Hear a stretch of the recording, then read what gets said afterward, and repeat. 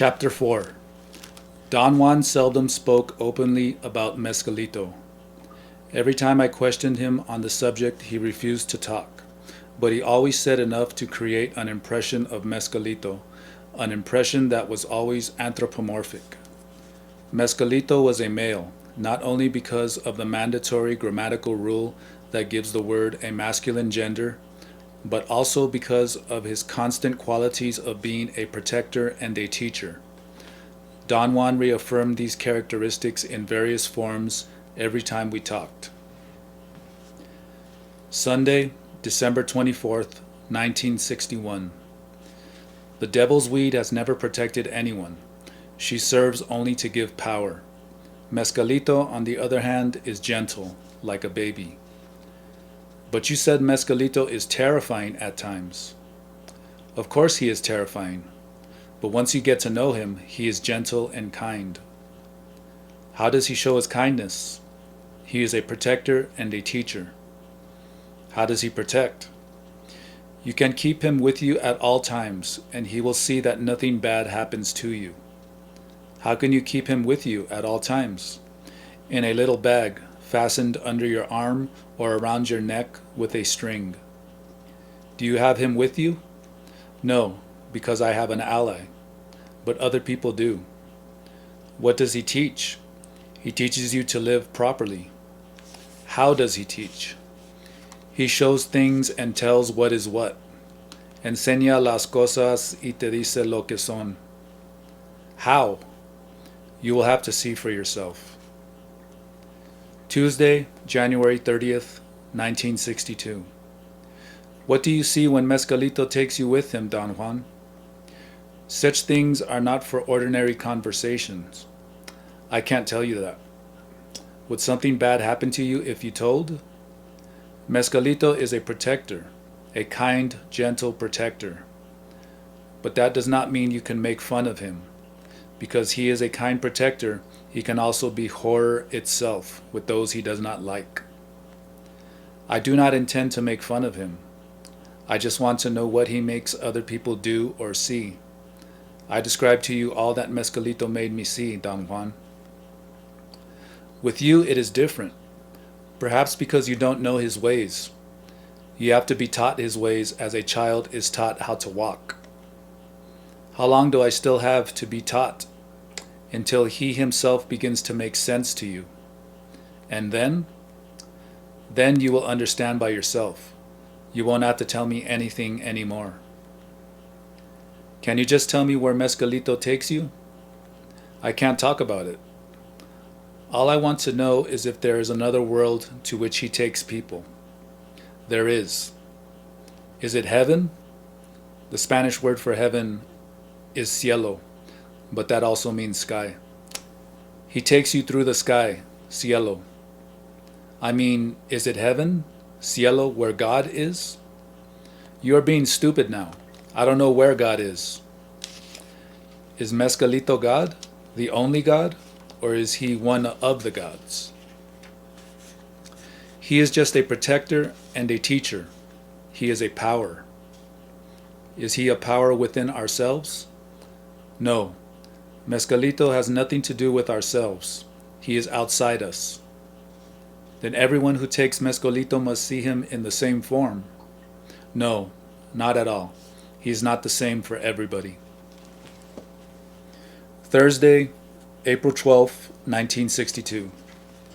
Why don't you tell me more about Mescalito, Don Juan? There's nothing to tell. There must be thousands of things I should know before I encounter him again. No. Perhaps for you there is nothing you have to know. As I have already told you, he is not the same for everyone. I know, but still I'd like to know how others feel about him. The opinion of those who care to talk about him is not worth much. You will see. You will probably talk about him up to a certain point, and from then on you will never discuss him.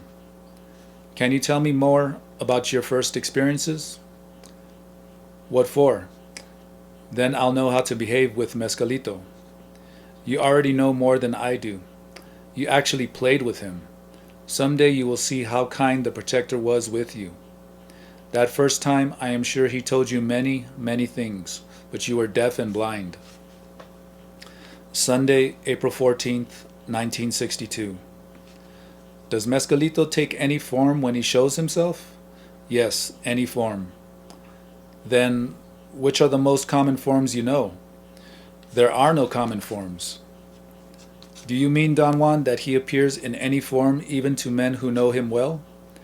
No, he appears in any form to those who know him only a little, but to those who know him well, he is always constant. How is he constant? He appears to them sometime as a man, like us, or as a light, just a light. Does Mescalito ever change his permanent form with those who know him well? Not to my knowledge. Friday, July 6th, 1962. Don Juan and I started on a trip late in the afternoon of Saturday, June 23rd. He said we were going to look for onguitos, mushrooms, in the state of Chihuahua. He said it was going to be a long, hard trip. He was right. We arrived in a little mining town in northern Chihuahua at 10 p.m. on Wednesday, June 27th. We walked from the place I had parked the car at the outskirts of town to the house of his friends, a Tarahumara Indian and his wife. We slept there. The next morning the man woke us up around 5. He brought us gruel and beans. He sat and talked to Don Juan while we ate, but he said nothing concerning our trip. After breakfast, the man put water into my canteen and 2 sweet rolls into my knapsack. Don Juan handed me the canteen, fixed the knapsack with a cord over his shoulders, thanked the man for his courtesies, and turning to me said, "It is time to go." We walked on the dirt road for about a mile. From there we cut through the fields, and in 2 hours we were at the foot of the hills south of town. We climbed the gentle slopes in a southwesterly direction. When we reached the steeper inclines, Don Juan changed directions, and we followed a high valley to the east. Despite his advanced age, Don Juan kept up a pace so incredibly fast that by midday I was completely exhausted. We sat down and he opened the bread sack. "You could eat all of it if you want," he said. "How about you?" "I am not hungry, and we won't need this food later on." I was very tired and hungry and took him up on his offer. I felt this was a good time to talk about the purpose of our trip, and quite casually I asked, "Do you think we are going to stay here for a long time?" "We are here to gather some mescalito. We will stay until tomorrow." "Where is mescalito?" "All around us." Cacti of many species were growing in profusion all through the area, but I could not distinguish peyote among them. We started to hike again, and by 3 o'clock we came to a long narrow valley with steep side hills. I felt strangely excited at the idea of finding peyote, which I had never seen in its natural environment. We entered the valley and must have walked about 400 feet when suddenly I spotted 3 unmistakable peyote plants. They were in a cluster a few inches above the ground in front of me, to the left of the path. They looked like round, pulpy green roses.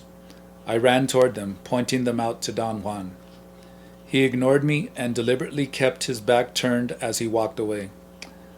I knew I had done the wrong thing, and for the rest of the afternoon we walked in silence, moving slowly on the flat valley floor, which was covered with small sharp-edged rocks. We moved among the cacti, disturbing crowds of lizards and at times a solitary bird, and I passed scores of peyote plants without saying a word. At 6 o'clock we were at the bottom of the mountains that marked the end of the valley. We climbed to a ledge. Don Juan dropped his sack and sat down. I was hungry again, but we had no food left. I suggested that we pick up the mescalito and head back for town. He looked annoyed and made a smacking sound with his lips. He said we were going to spend the night there. We sat quietly. There was a rock wall to the left, and to the right was the valley we had just crossed. It extended for quite a distance, and seemed to be wider than and not so flat as I had thought. Viewed from the spot where I sat, it was full of small hills and protuberances. "Tomorrow we will start walking back," Don Juan said without looking at me, and pointing to the valley. "We will work our way back and pick him as we cross the field. That is, we will pick him only when he is in our way. He will find us, and not the other way around. He will find us if he wants to." Don Juan rested his back against the rock wall and with his head turned to his side, continued talking as though another person were there besides myself. "One more thing. Only I can pick him. You will perhaps carry the bag or walk ahead of me. I don't know yet. But tomorrow you will not point at him as you did today." "I am sorry, Don Juan." "It's all right. You didn't know. Did your benefactor teach you all this about Mescalito?" "No, nobody has taught me about him. It was the protector himself who was my teacher." "Then Mescalito is like a person to whom you can talk?" "No, he isn't." "How does he teach then?" He remained silent for a while. "Remember the time when you played with him? You understood what he meant, didn't you?" "I did?" "That is the way he teaches. You did not know it then, but if you had paid attention to him, he would have talked to you." "When?" "When you saw him for the first time." He seemed to be very annoyed by my questioning. I told him I had to ask all these questions because I wanted to find out all I could. "Don't ask me," he smiled maliciously. "Ask him. The next time you see him, ask him everything you want to know." "Then Mescalito is like a person. You can talk." He did not let me finish. He turned away, picked up the canteen, stepped down from the ledge, and disappeared around the rock. I did not want to be alone there, and even though he had not asked me to go along, I followed him. We walked for about 500 feet to a small creek. He washed his hands and face and filled up the canteen. He swished water around in his mouth but did not drink it. I scooped up some water in my hands and drank, but he stopped me and said it was unnecessary to drink. He handed me the canteen and started to walk back to the ledge. When we got there, we sat again, facing the valley with our backs to the rock wall. I asked if we could build a fire. He reacted as if it was inconceivable to ask such a thing. He said that for that night we were Mescalito's guests and he was going to keep us warm. It was already dusk. Don Juan pulled 2 thin cotton blankets from his sacks, threw one into my lap, and sat cross-legged with the other one over his shoulders. Below us the valley was dark, with its edges already diffused in the evening mist. Don Juan sat motionless facing the peyote field. A steady wind blew on my face.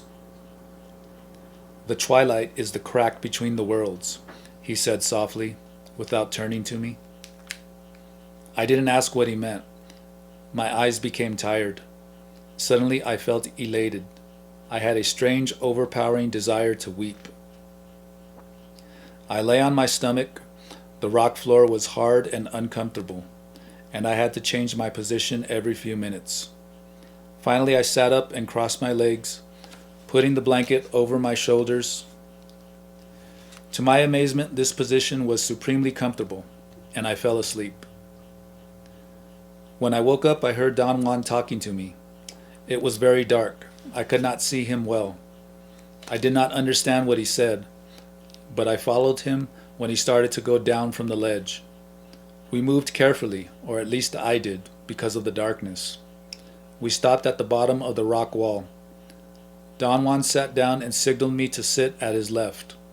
He opened up his shirt and took out a leather sack, which he opened and placed on the ground in front of him. It contained a number of dried peyote buttons. After a long pause, he picked up one of the buttons. He held it in his right hand, rubbing it several times between the thumb and the first finger as he chanted softly. Suddenly he let out a tremendous cry. "Ahi!" It was weird, unexpected. It terrified me. Vaguely I saw him place the peyote button in his mouth and begin to chew it. After a moment, he picked up the whole sack, leaned toward me, and told me in a whisper to take the sack, pick out one mezcalito, put the sack in front of us again, and do it exactly as he did. I picked a peyote button and rubbed it as he had done. Meanwhile, he chanted, swaying back and forth. I tried to put the button into my mouth several times, but I felt embarrassed to cry out. Then, as in a dream, an unbelievable shriek came out of me. Ahi! For a moment, I thought it was someone else. Again, I felt the effects of nervous shock in my stomach. I was falling backward. I was fainting. I put the peyote button into my mouth and chewed it. After a while, Don Juan picked up another from the sack. I was relieved to see that he put it into his mouth after a short chant. He passed the sack to me, and I placed it in front of us again after taking one button. This cycle went on 5 times before I noticed any thirst. I picked up the canteen to drink, but Don Juan told me to just wash my mouth and not to drink, or I would vomit. I swished the water around in my mouth repeatedly. At a certain moment, drinking was a formidable temptation, and I swallowed a bit of water. Immediately, my stomach began to convulse. I expected to have painless and effortless flowing of liquid from my mouth, as had happened during my first experience with peyote.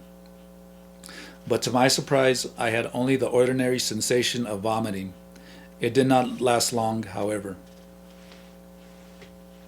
Don Juan picked up another button and handed me the sack, and the cycle was renewed and repeated until I had chewed 14 buttons. By this time, all my early sensations of thirst, cold, and discomfort had disappeared. In their place, I felt an unfamiliar sense of warmth and excitation. I took the canteen to freshen my mouth, but it was empty. "Can we go to the creek, Don Juan?" The sound of my voice did not project out, but hit the roof of my palate, bounced back into my throat, and echoed to and fro between them. The echo was soft and musical, and seemed to have wings that flapped inside my throat. Its touch soothed me. I followed its back and forth movements until it had vanished. I repeated the question. My voice sounded as though I was talking inside a vault. Don Juan did not answer. I got up and turned in the direction of the creek. I looked at him to see if he was coming, but he seemed to be listening attentively to something. He made an imperative sign with his hand to be quiet. "Abutol is already here," he said. I had never heard that word before, and I was wondering whether to ask him about it when I detected a noise that seemed to be a buzzing inside my ears. The sound became louder by degrees until it was like the vibration caused by an enormous bull roarer.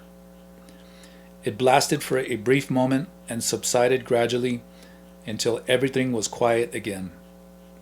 The violence and the intensity of the noise terrified me. I was shaking so much that I could hardly remain standing, yet I was perfectly rational. If I had been drowsy a few minutes before, this feeling had totally vanished, giving way to a state of extreme lucidity. The noise reminded me of a science fiction movie in which a gigantic bee buzzed its wings coming out of an atomic radiation area.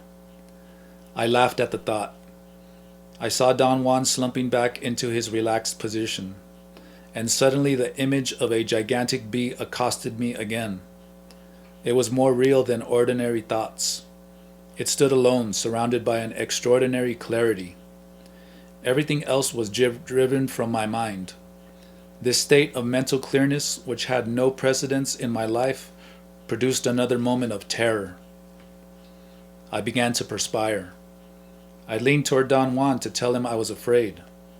His face was a few inches from mine. He was looking at me, but his eyes were the eyes of a bee. They looked like round glasses that had a light of their own in the darkness. His lips were pushed out, and from them came a pattering noise. Patoo, patoo, patoo, patoo. I jumped backward, nearly crashing into the rock wall. For a seemingly endless time, I experienced an unbearable fear. I was panting and whining. The perspiration had frozen on my skin, giving me an awkward rigidity. Then I heard Don Juan's voice saying, "Get up, move around, get up." The image vanished again, and I could see his familiar face. "I'll get some water," I said, after another endless moment. My voice cracked. I could hardly articulate my words. Don Juan nodded yes. As I walked away, I realized that my fear had gone as fast and as mysteriously as it had come. Upon approaching the creek, I noticed that I could see every object in the way. I remember I had just seen Don Juan clearly, whereas earlier I could hardly distinguish the outlines of his figure. I stopped and looked into the distance, and I could even see across the valley. Some boulders on the other side became perfectly visible. I thought it must be early morning, but it occurred to me that I might have lost track of time. I looked at my watch. It was 10 of 12. I checked the watch to see if it was working. It couldn't be midday. It had to be midnight. I intended to make a dash for the water and come back to the rocks, but I saw Don Juan coming down, and I waited for him. I told him I could see in the dark. He stared at me for a long time without saying a word. If he did speak, perhaps I did not hear him, for I was concentrating on my new, unique ability to see in the dark. I could distinguish the very minute pebbles in the sand. At moments, everything was so clear it seemed to be early morning or dusk. Then it would get dark. Then it would clear again. Soon I realized that the brightness corresponded to my heart's diastole, and the darkness to its systole. The world changed from bright to dark to bright again with every beat of my heart. I was absorbed in this discovery when the same strange sound that I heard before became audible again. My muscles stiffened. Anuktal, as I heard the word this time, is here. Don Juan said. I fancied the roar so thunderous, so overwhelming, that nothing else mattered. When it had subsided, I perceived a sudden increase in the volume of water. The creek, which a minute before had been less than a foot wide, expanded until it was an enormous lake. Light that seemed to come from above it touched the surface as though shining through thick foliage. From time to time the water would glitter for a second, gold and black. Then it would remain dark, lightless, almost out of sight, and yet strangely present.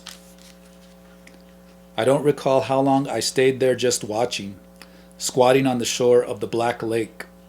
The roar must have subsided in the mountains, because what jolted me back to reality was again a terrifying buzzing. I turned around to look for Don Juan. I saw him climbing up and disappearing behind the rock ledge. Yet the feeling of being alone did not bother me at all.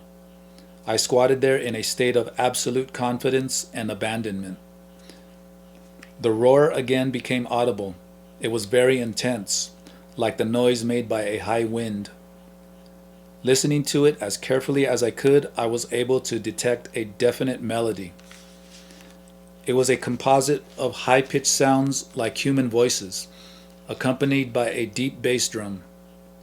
I focused all my attention on the melody, and again noticed that the systole and diastole of my heart coincided with the sound of the bass drum, and with the patterns of the music.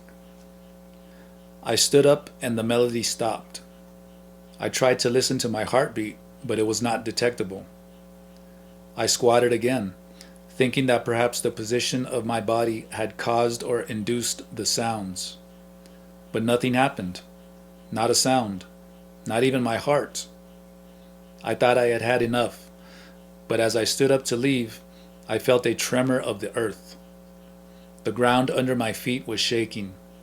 I was losing my balance. I fell backward and remained on my back while the earth shook violently. I tried to grab a rock or a plant, but something was sliding under me. I jumped up, stood for a moment, and fell down again. The ground in which I sat was moving, sliding into the water like a raft. I remained motionless, stunned by a terror that was, like everything else, unique, uninterrupted, and absolute. I moved through the water of the black lake, perched on a piece of soil that looked like an earthen log. I had the feeling I was going in a southerly direction, transported by the current. I could see the water moving and swirling around. It felt cold and oddly heavy to the touch. I fancied it alive. There were no distinguishable shores or landmarks, and I can't recall the thoughts or the feelings that must have come to me during this trip. After what seemed like hours of drifting, my raft made a right-angle turn to the left, the east. It continued to slide on the water for a very short distance and unexpectedly rammed against something. The impact threw me forward. I closed my eyes and felt a sharp pain as my knees and my outstretched arms hit the ground. After a moment, I looked up. I was lying on the dirt.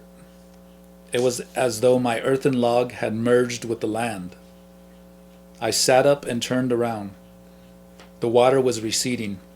It moved backward like a wave in reverse until it disappeared. I sat there for a long time, trying to collect my thoughts and resolve all that had happened into a coherent unit. My entire body ached. My throat felt like an open sore. If I had bitten my lips when I landed, I stood up. The wind made me realize I was cold. My clothes were wet. My hands and jaws and knees shook so violently that I had to lie down again. Drops of perspiration slid into my eyes and burned them until I yelled with pain. After a while, I regained a measure of stability and stood up. In the dark twilight, the scene was very clear. I took a couple of steps. A distinct sound of many human voices came to me. They seemed to be talking loudly. I followed the sound. I walked for about 50 yards and came to a sudden stop.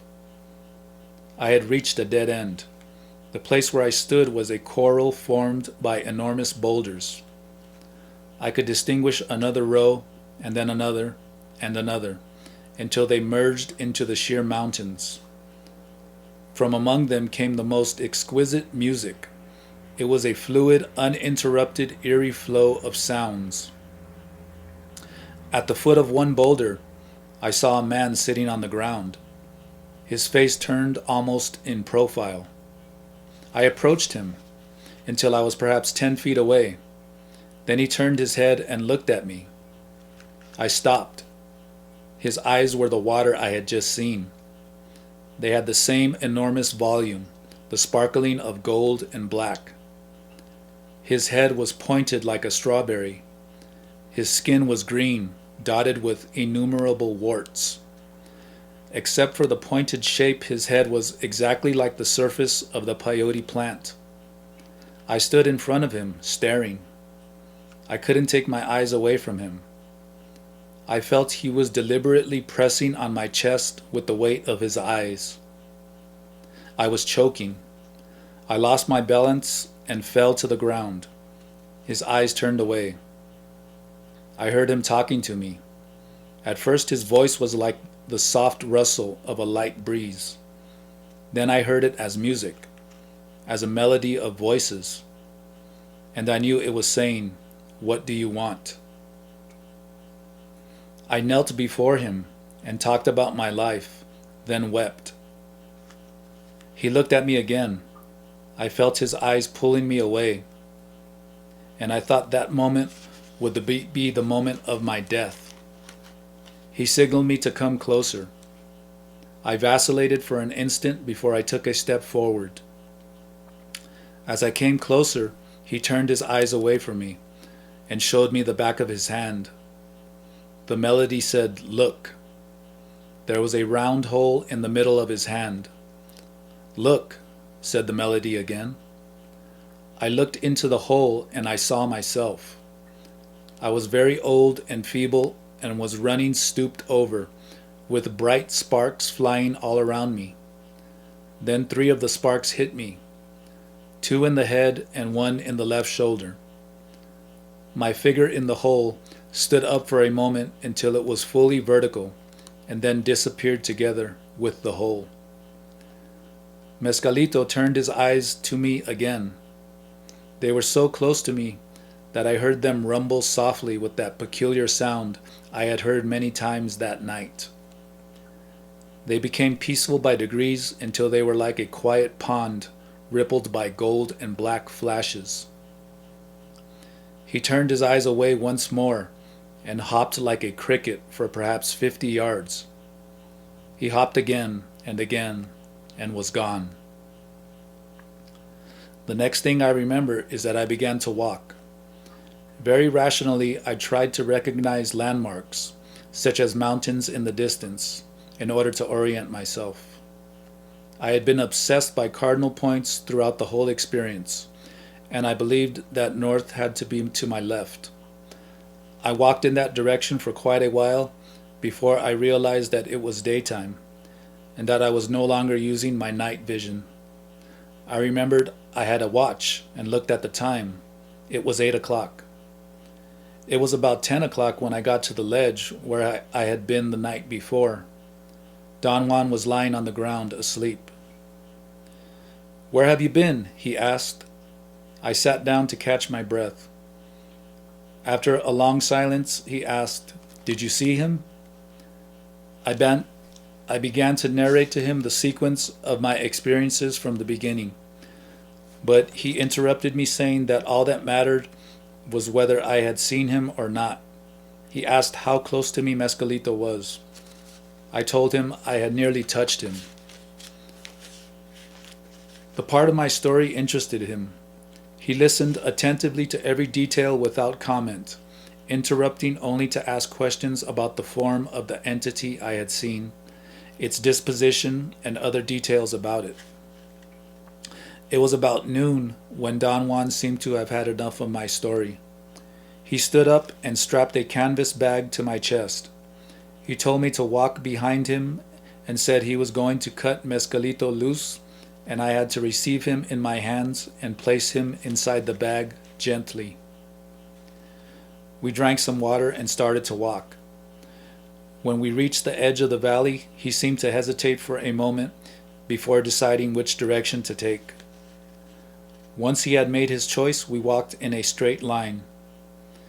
Every time we came to a peyote plant, he squatted in front of it and very gently cut off the top with his short serrated knife.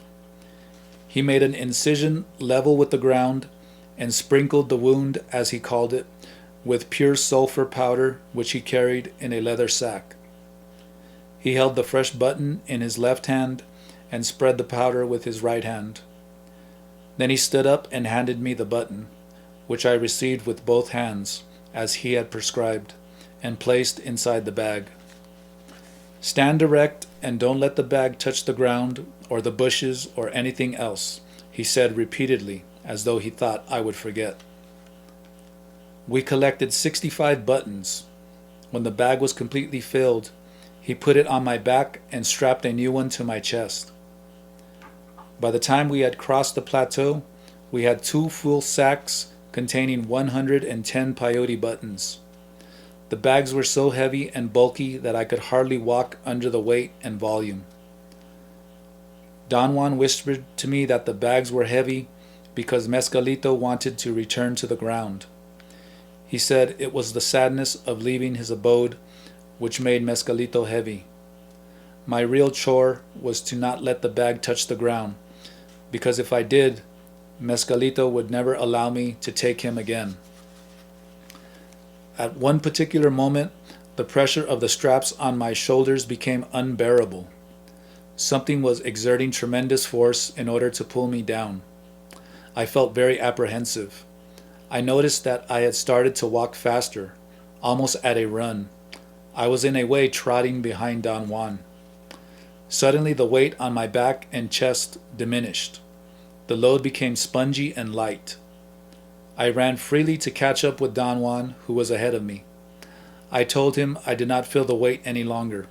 He explained that we had already left Mescalito's abode. Tuesday, July 3rd, 1962. I think Mescalito has almost accepted you, Don Juan said. Why do you say he has almost accepted me, Don Juan? He did not kill you or even harm you. He gave you a good fright, but not a really bad one. If he had not accepted you at all, he would have appeared to you as monstrous and full of wrath. Some people have learned the meaning of horror upon encountering him and not being accepted by him. If he is so terrible, why didn't you tell me about it before you took me to the field? You do not have the courage to seek him deliberately. I thought it would be better if you did not know. But I might have died, Don Juan? Yes, you might have. But I was certain it was going to be all right for you. He played with you once. He did not harm you. I thought he would also have compassion for you this time. I asked him if he really thought Mescalito had had compassion for me. The experience had been terrifying. I felt that I had already died of fright. He said Mescalito had been most kind to me. He had showed me a scene that was an answer to a question. Don Juan said Mescalito had given me a lesson. I asked him what the lesson was and what it meant. He said it would be impossible to answer that question because I had been too afraid to know exactly what I asked Mescalito. Don Juan probed my memory as to what I had said to Mescalito before he showed me the scene on his hand, but I could not remember. All I remembered was my falling on my knees and confessing my sins to him. Don Juan seemed uninterested in talking about it anymore.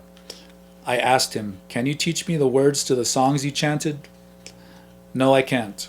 Those words are my own, the words the Protector himself taught me. The songs are my songs. I can't tell you what they are." "Why can't you tell me, Don Juan?" "Because those songs are a link between the Protector and myself. I am sure someday he will teach you your own songs. Wait until then. And never, absolutely never, copy or ask about the songs that belong to another man." "What was the name you called out? Can you tell me that, Don Juan?" "No. His name can never be voiced, except to call him." "What if I want to call him myself?" "If someday he accepts you, he will tell you his name. That name will be for you alone to use, either to call him loudly or to say quietly to yourself. Perhaps he will tell you his name is Jose. Who knows? Why is it wrong to use his name when talking about him? You have seen his eyes, haven't you? You can't fool around with the Protector. That is why I can't get over the fact that he chose to play with you. How can he be a protector when he hurts some people? The answer is very simple. Mescalito is a protector because he is available to anyone who seeks him.